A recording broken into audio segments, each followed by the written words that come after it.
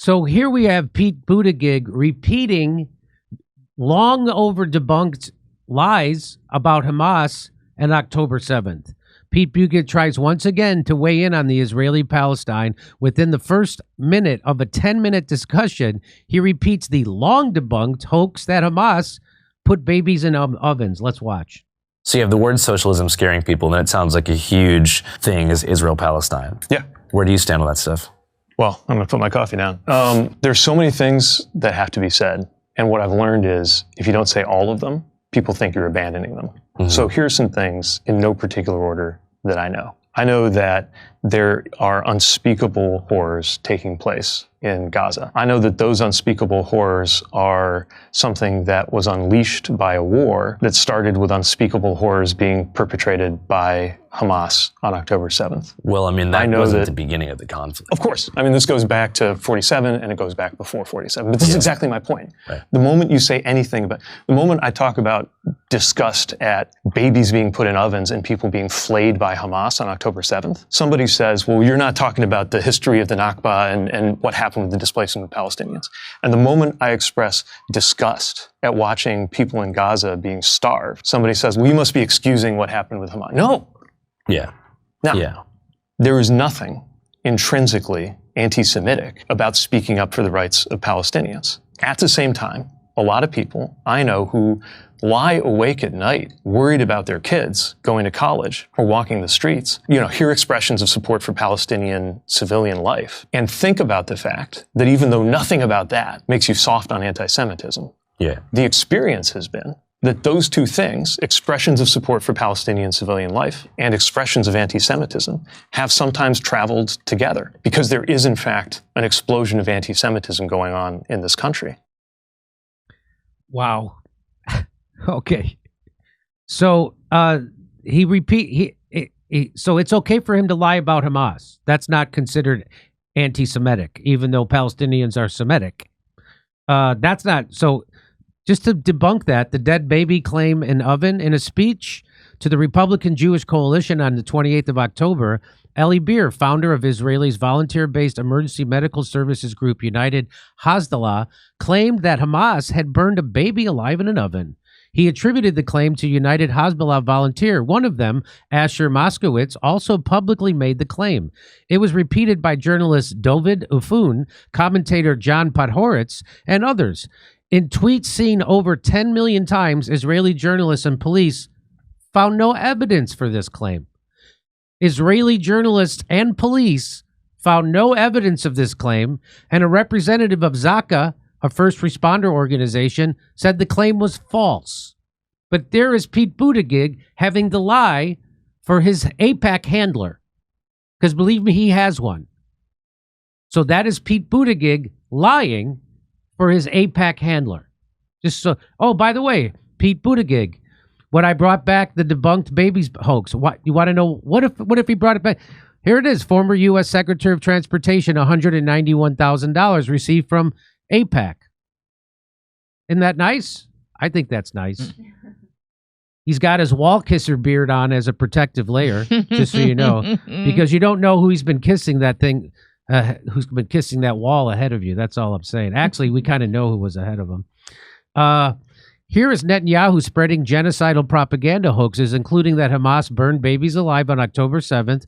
No babies were burned on October 7th, as confirmed by Haaretz, the Israeli police, citing Israeli police. So Jewish newspaper, an Israeli newspaper, citing Israeli police records, debunk it. Pure genocidal blood libel. So let's watch. And these monsters, they raped women, they beheaded men, they burnt babies alive. And yes, and if the crime is that they beheaded some of your babies, let's say they did, I guess the only answer is to kill all of the Palestinians' babies, because that makes you so much better when you do it in bulk volume, kind of like a Trader Joe's coffee bin. They killed parents in front of their children and children in front of their parents.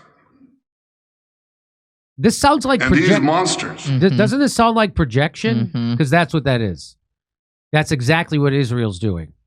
They're killing babies in front of their parents. They're killing parents in front of their babies. They're killing them at the same time. That's what's actually happening.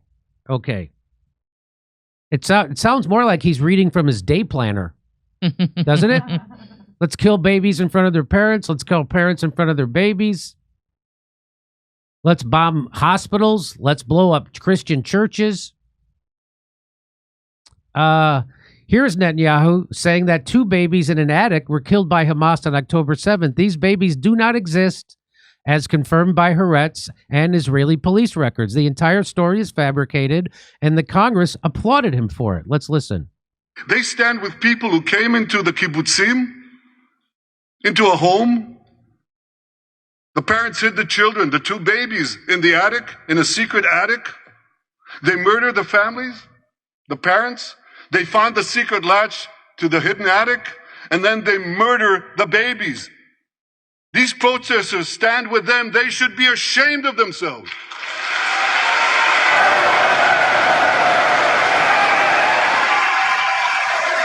Those are all lies. And that's your bought government standing up and cheering lies to justify a genocide. That's your bought government doing that. Okay.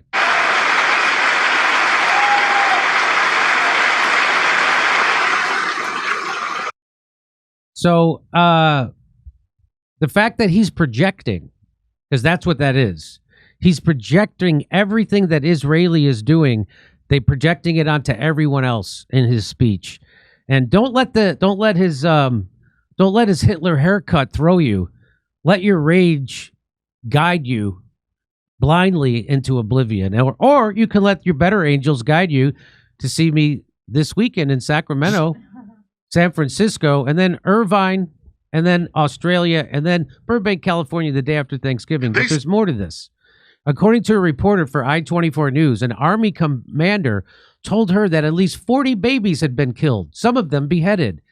The channel said reports of the atrocities and the estimated numbers are based on testimonies by officers who removed bodies from Gaza border communities.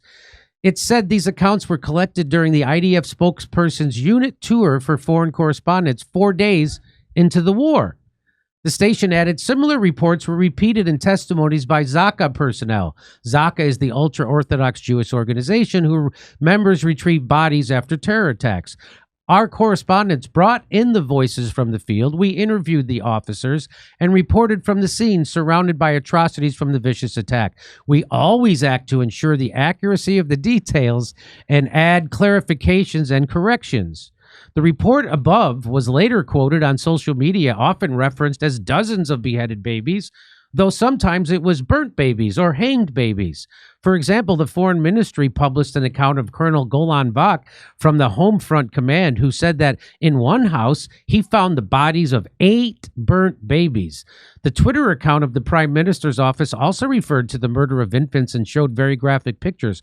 According to the tweet, Prime Minister Benjamin Netanyahu showed the pictures to U.S. Secretary of State Antony Blinken. Last week, Ishay Cohen, a journalist for the ultra-Orthodox website, interviewed Lieutenant Colonel Yoram Buskila of the Israeli Defense Forces Gaza Division. Buskila talked about babies who had been hung on clotheslines. His remarks were cited by a host of Twitter personalities around the world. Cohen wrote that he was later informed that the story was inaccurate and deleted the post. Why would an army officer invent such a horrifying story? I was wrong, he added. According to sources including Israel's National Insurance Institute, kibbutz leaders, and the police, on October 7th, 1 baby was murdered, a 10-month-old Mila Cohen. She was killed with her father, Ohad, on a kibbutz buri. In another incident, on the morning of October 7th, a heavily pregnant Bedouin woman was on her way to Soroka Medical Center in Be'er-Sheva because her contractions had begun. Terrorists shot her in the stomach. Later, hospital staff delivered the baby girl, who died a few hours later. So again, so you got Pete Buttigieg just completely immediately, right off the bat, he just lies. So you have the word socialism scaring people, and it sounds like a huge thing is Israel-Palestine. Yeah. Where do you stand on that stuff? Well, I'm going to put my coffee down. There's so many things that have to be said. And what I've learned is if you don't say all of them, people think you're abandoning them.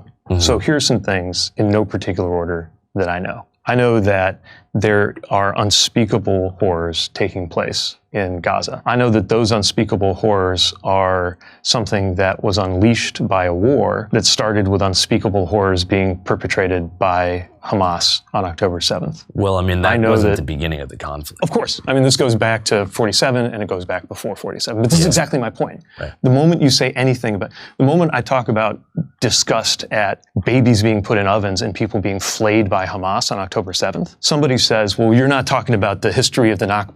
You know what someone should say is that you're a liar and you're a propagandist for AIPAC and Israel and Zionism.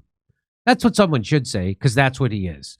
That's what that's the Democrat star politician. Their up and comer is this guy who 3 years after the conflict started, is it 3 years? Is it 2 years? I don't know. He's still repeating, debunked by Israeli police and Israeli newspapers, a lie that gets people on board for a genocide. That's your winner. Come see me on tour. I'll be in Sacramento, San Francisco, Irvine, California, Sydney, Melbourne, and Brisbane, Australia, and then Burbank, California, the day after Thanksgiving. Go to jimmydore.com for a link for tickets.